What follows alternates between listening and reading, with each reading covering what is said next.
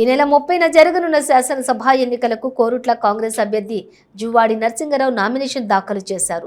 కోరుట్ల పట్టణంలోని revenue division కార్యాలయంలో ఎన్నికల రిటర్నింగ్ అధికారికి తన నామినేషన్ పత్రాలను అందజేశారు. ఈ కార్యక్రమంలోని ఏఐసిసి పరిశీలకులు కర్ణాటక ఎమ్మెల్యే బిఎం నాగరాజు ముఖ్య అతిథిగా హాజరు కాగా కోరుట్ల పట్టణ కాంగ్రెస్ పార్టీ అధ్యక్షులు తిరుమల తదితరులు పాల్గొన్నారు.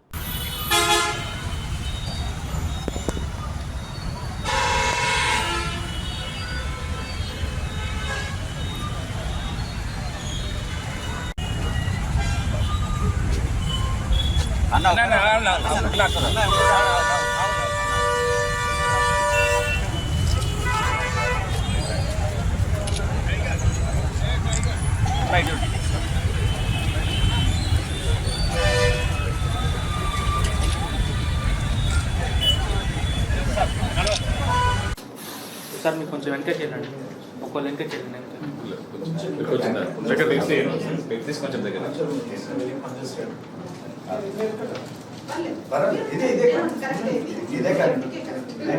సార్ ఇక్కడ కూడా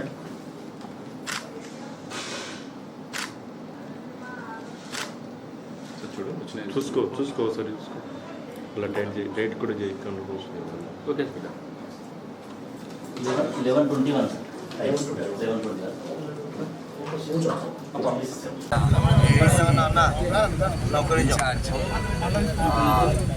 నాగరాజు గారు కోసం నా కోసం ప్రత్యేకంగా రావడం మీరు మాట్లాడండి, మీరు మాట్లాడిన తర్వాత మీరు మాట్లాడండి, మీరు చెప్పండి. ఈరోజు కాంగ్రెస్ పార్టీ అభ్యర్థిగా నేను నామినేషన్ వేయడం జరిగింది. నాతో పాటు మా ఏఐసిసి ఇన్ఛార్జ్ బిఎస్ నాగరాజు గారు కూడా మా పార్టీ హైకమాండ్ మరి నామినేషన్ వేస్తున్నాం కాబట్టి పార్టీకి బలంగా మేము ఉన్నామని చెప్పేందుకు వారిని కర్ణాటక నుంచి పంపించడం జరిగింది. వీరు కర్ణాటక శాసనసభ్యులు నాగరాజు గారు. మేము ఎక్కడికి వెళ్ళినా కూడా బ్రహ్మాండంగా ప్రజలు బ్రహ్మరథం పడతా ఉన్నారు. ముఖ్యంగా రైతులందరూ షుగర్ ఫ్యాక్టరీ గురించి మా రాహుల్ గాంధీ గారు కాంగ్రెస్ పార్టీ అధికారంలోకి వచ్చిన తర్వాత 6 నెలల లోపల షుగర్ ఫ్యాక్టరీ తెరిపిస్తామని చెప్పడం రైతుల్లో ఒక ఉత్సాహం ఏర్పడింది. అలాగే ఏదైతే కేసీఆర్ గారు ఇచ్చిన హామీలు చాలా మట్టుకు నెరవేర్చలేదు కాబట్టి ముఖ్యంగా దళిత బంధు కానివ్వండి, దళిత బంధు మీద చాలా ఆరోపణలు వస్తూ ఉన్నాయి. కమిషన్లు 30% కమిషన్లు తీసుకున్నారు. డబ్బులున్న వాళ్ళకే దళిత బంధు ఇవ్వడం జరిగిందని, అలాగే బీసీ బంధు కూడా చాలామందికి అందలేదు. ఏదైతే మీ సేవ ద్వారా డబ్బులు కట్టించుకున్నారో ప్రజల డబ్బే తిరిగి మరి వాళ్ళకి ఇవ్వడం జరిగింది. ఒక ఊరికి 1-2. ముఖ్యంగా ఇక్కడ డబల్ బెడ్రూమ్ ఇళ్ళు అన్నవి చాలామందికి అందలేదు. ఈ డబల్ బెడ్రూమ్ ఇల్లు గతంలో మా తండ్రి గారు ఎమ్మెల్యేగా మంత్రిగా ఉమ్మడి ఆంధ్రప్రదేశ్లో ఎక్కడ ఏ పట్టణము లేని విధంగా కోరుట్ల పట్టణంలో దాదాపు 4,500 ఇళ్ళు కట్టించడం, ఒక 5 కాలనీలు ఏర్పాటు చేయడం జరిగింది.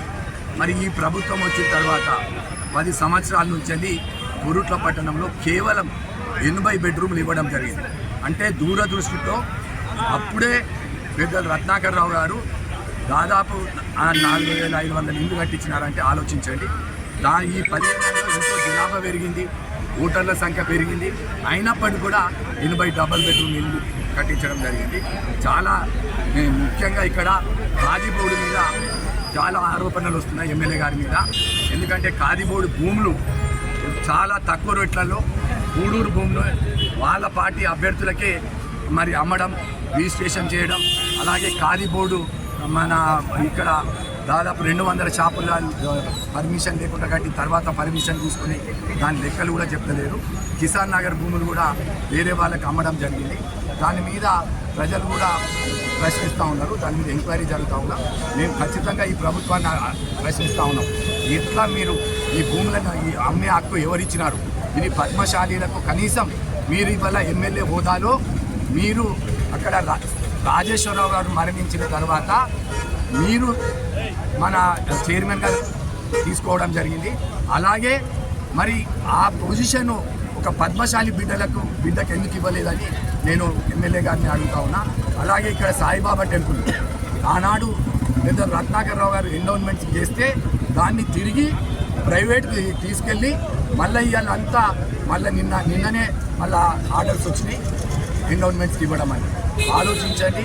ఇక్కడ ఈ 10 సంవత్సరాల్లో 15 ఏళ్ళ నుంచి ఇక్కడ ఎమ్మెల్యే గారు ఉన్నారు. 10 సంవత్సరాల నుంచి ఇక్కడ కొరుట్ల నియోజకవర్గంలో జరిగినంత అవినీతి ఎక్కడ జరగలేదు. మరి ప్రజలు కొరుట్లలో మార్పు కోరుతూ ఉన్నారు. యావత్ తెలంగాణలో కూడా కాంగ్రెస్ గాలి వీస్తూ ఉన్నది. డిసెంబర్ 9న కాంగ్రెస్ పార్టీ ప్రభుత్వం ఏర్పడుతూ అవ్వుతూ ఉన్నది. మేము ప్రతి ఒక్కరికి సోనియా గాంధీ గారు ఇచ్చిన 6 గ్యారంటీలు ఏవైతున్నాయో ఆల్రెడీ మొత్తం ప్రజలకు వెళ్ళిపోయినాయి. ముఖ్యంగా మహిళలకు మేము 500 రూపాయలకు సిలిండర్ ఇస్తామని చెప్పినాం. 4,000 రూపాయల పెన్షను, మళ్ళా బస్ సౌకర్యం, ఉచిత రవాణా సౌకర్యం, లేడీస్కు మొత్తం. రైతులకు ముఖ్యంగా రైతు భరోసా కింద మేము 15,000 రూపాయలు ప్రతి సంవత్సరం ఇస్తున్నాం. భూమి లేని వాళ్ళందరూ కూడా 12 కౌలు రైతులకు 12,000 రూపాయలు ఇస్తున్నాం. అదనంగా మేము 5,000 రూపాయలు బోనస్ ఇస్తూ ఉన్నాము. అలాగే రేషన్ కార్డు మన ఈ ప్రాంతంలో రేషన్ కార్డ్స్ కూడా చాలామందికి కొత్త రేషన్ కార్డ్స్ ఇవ్వలేదు ఇప్పటి వరకు కూడా. ఆ రేషన్ కార్డ్స్ మీద కూడా ప్రతి గ్రామంలో ప్రజలు స్పందిస్తూ ఉన్నారు. సార్ మీ ప్రభుత్వం వచ్చినాక కొత్త రేషన్ కార్డ్స్ ఇప్పించాలని. అలాగే గల్ఫ్ కార్మికులు దాదాపు ఈ ప్రాంతం నుంచి 30,000 మంది గల్ఫ్ ప్రాంతంలో వెళ్ళారు. మరి గతంలో కేసీఆర్ గారు 500 కోట్లు గల్ఫ్ల కోసం పెట్టడం జరిగింది. మరి ఇంతవరకు దాని మీద కూడా ఊసలేదు. గల్ఫ్లో ఉన్న ప్రతి ఒక్కరు కూడా ఎందుకంటే నీళ్లు నియామకాలు తెలంగాణ వచ్చిన తర్వాత మీరు గల్ఫ్ పోవాల్సిన అవసరం లేదు. గతంలో ముంబై దుబాయ్ పోవాల్సిన అవసరం లేదు. మన తెలంగాణ